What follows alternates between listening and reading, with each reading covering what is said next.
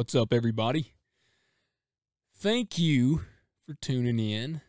Here we are, episode 2 of The Rundown on the Living Fully Loaded podcast.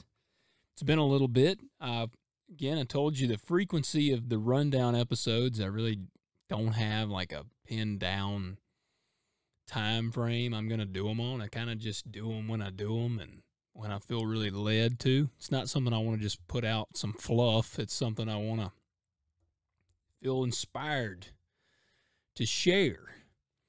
And so here we are, episode 2 of The Rundown. First up, thanks for tuning in. If you enjoy it, as always, I ask you to please share it.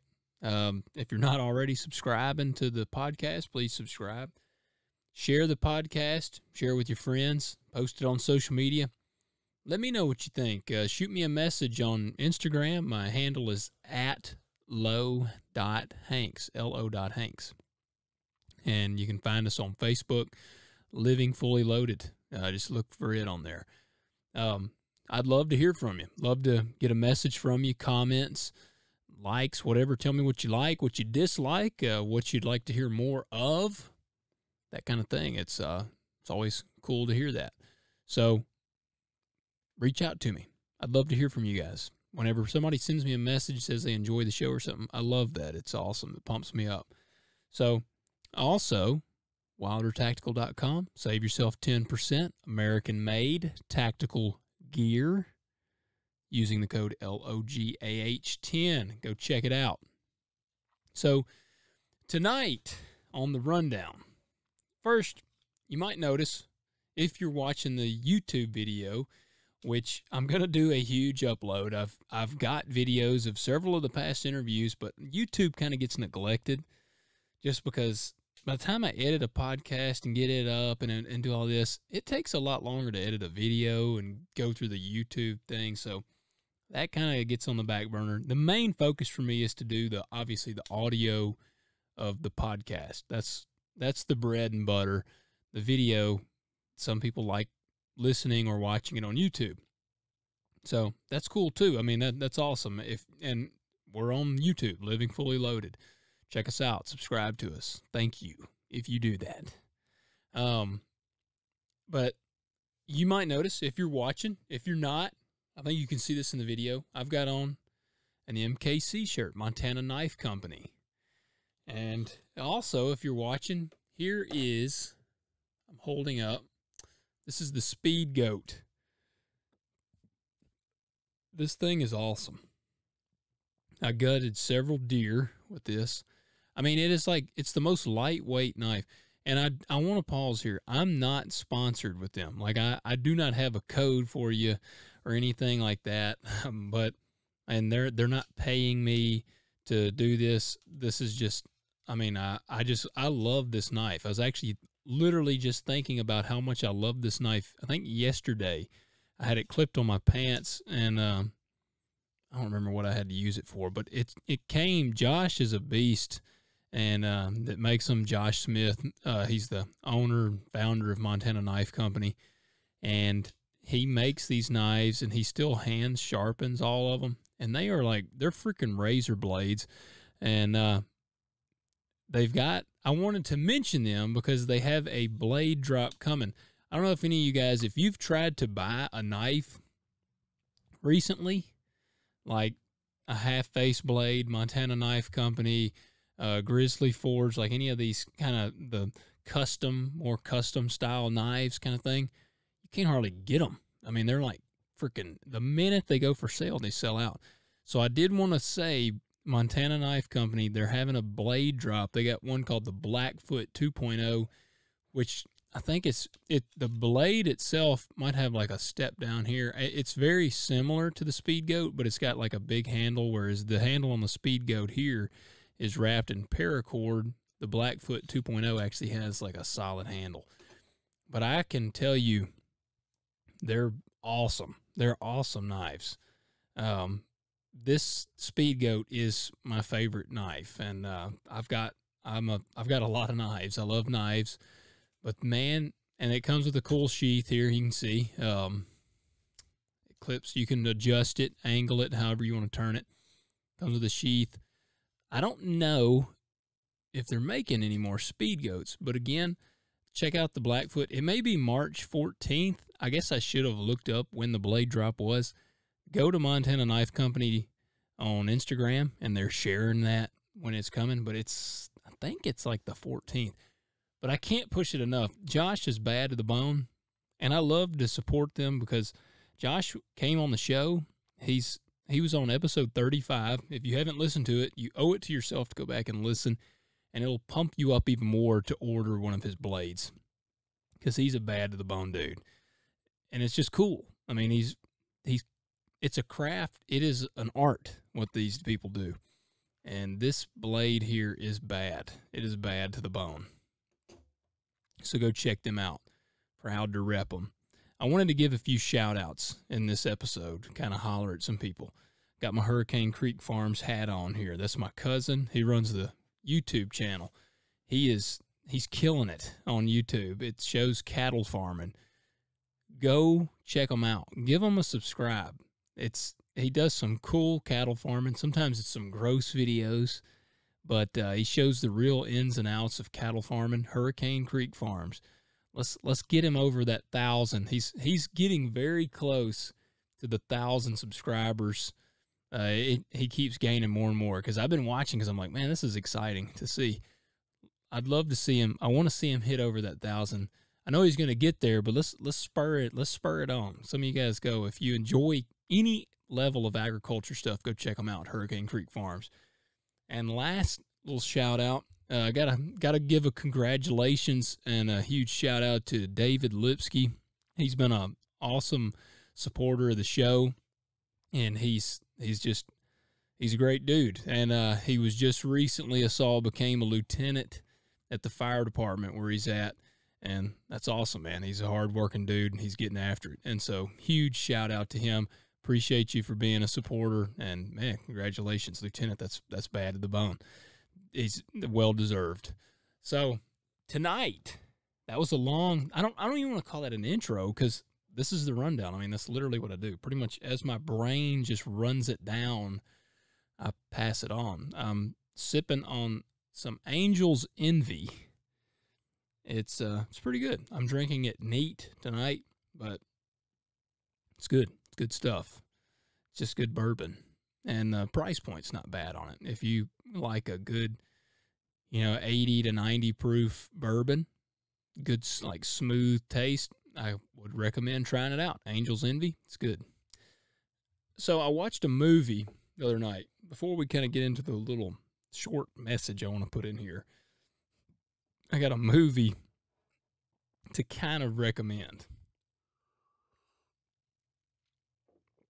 And I'm not kind of recommending it. I'm recommending it. If you're all right, well, I guess I need to just talk about it first. Okay, Boss Level.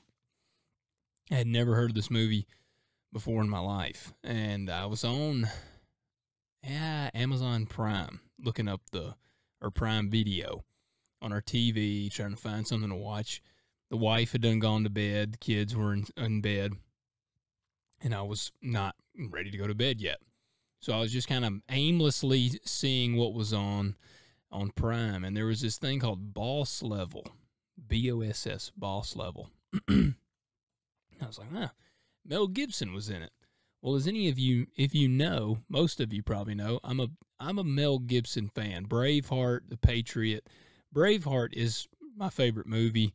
The Patriot is right up there in the top 5. I mean, so I like old Mel. Well, I was like, Mel is in this. And the dude the lead role, Mel Gibson plays this villain.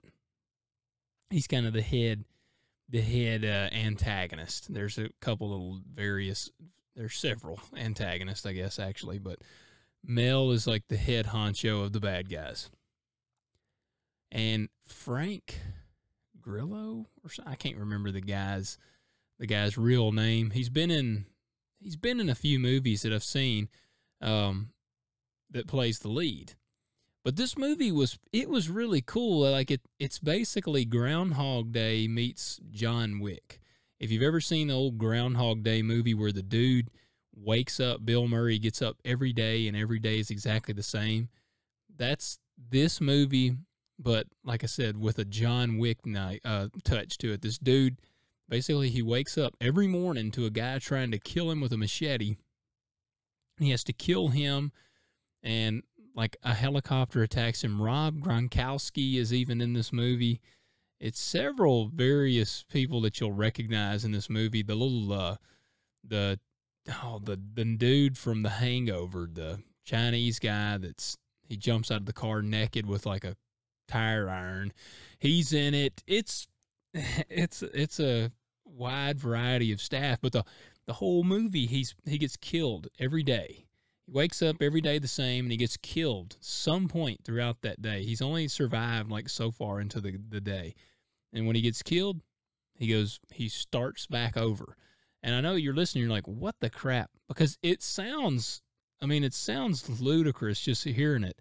And, but it's kind of what made it pretty cool. It was different. It was something different. I mean, yeah, like I said, it's like Groundhog Day. It's different, but not.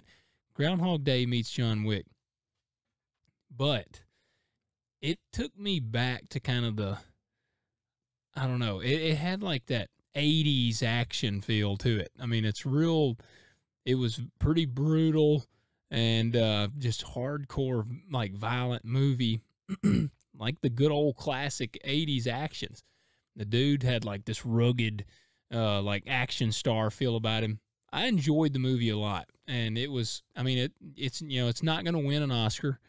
It's not something like that, which I don't like probably hardly any of the movies that win Oscars anymore anyways.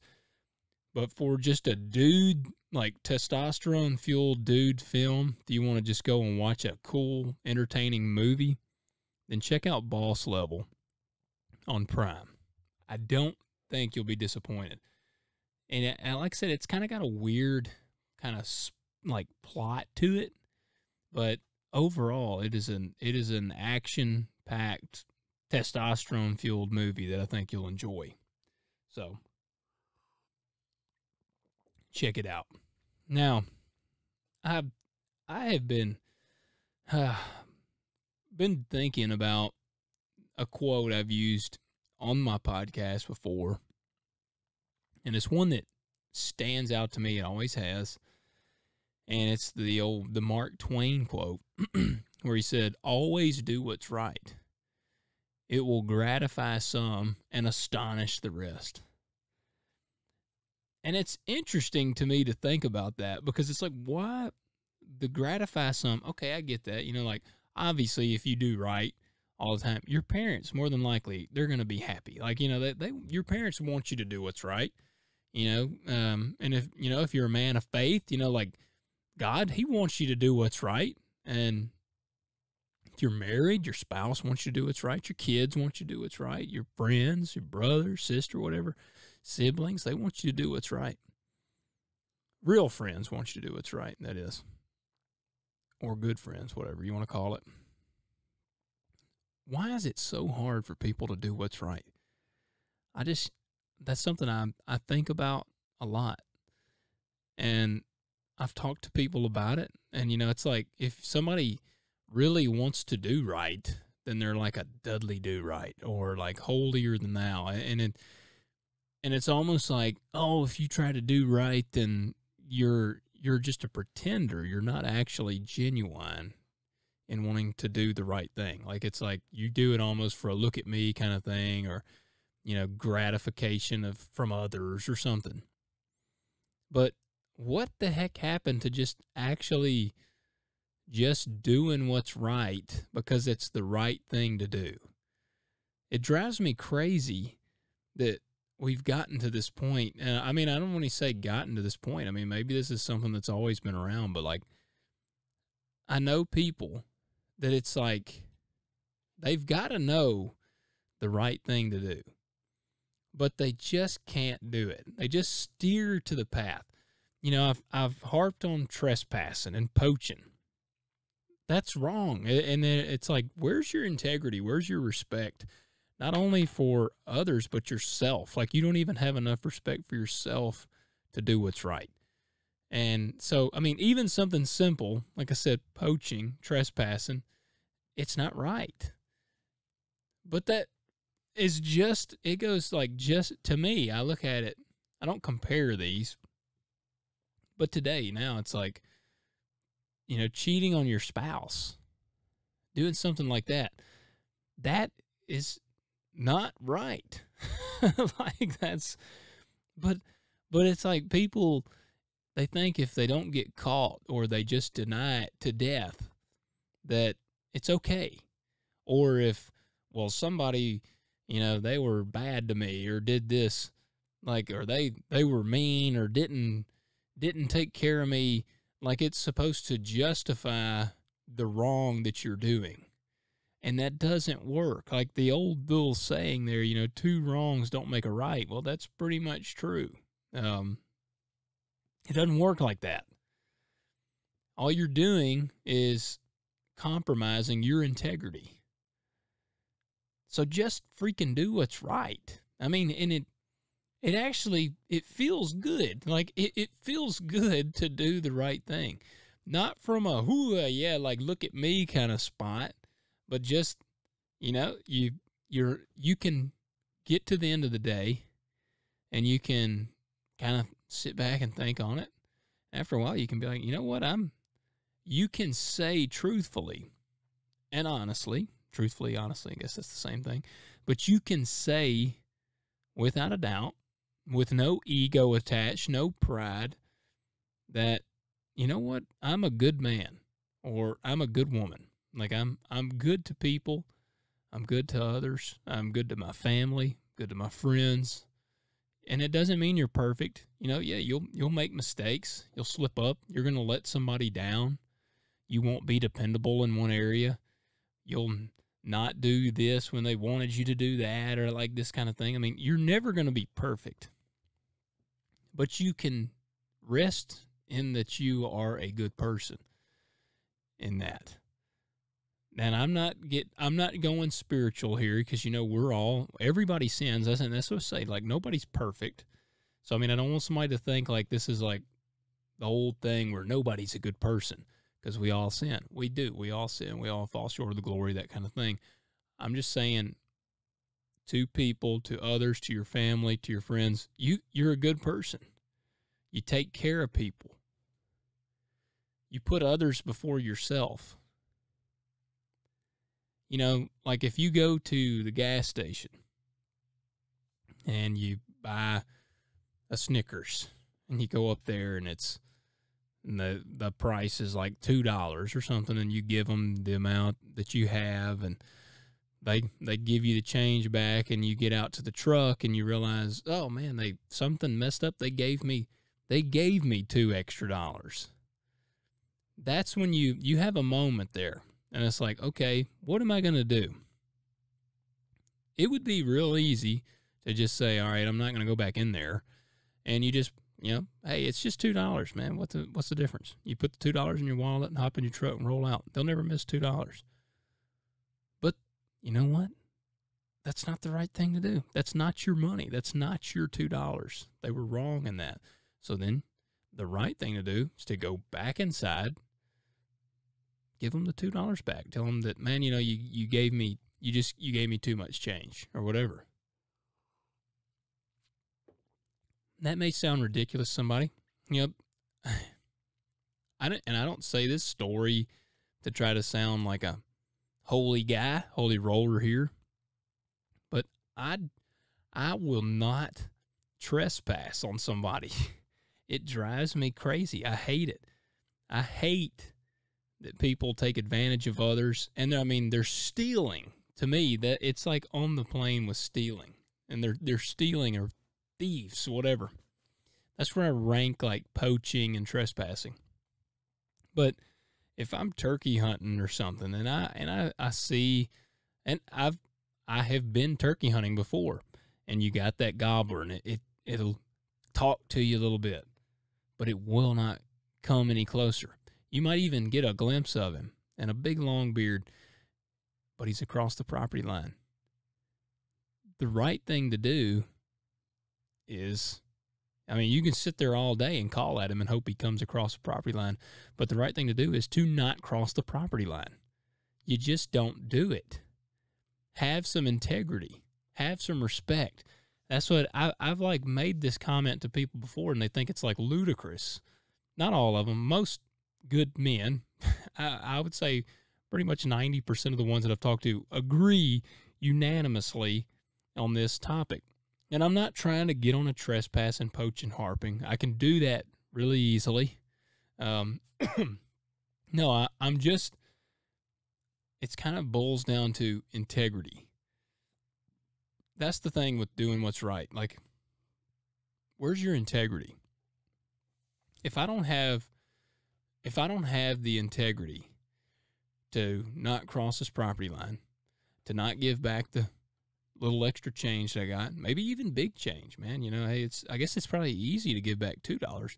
What if something messed up and they didn't realize it, and somehow they gave you, like, maybe you went to the bank and they did something wrong, they gave you like an extra $1,000, and you could get away with $1,000, $10,000, something crazy like a loan, something messed up, and you get like an extra 10 grand. I don't know, but you know, giving the money back, doing the right thing.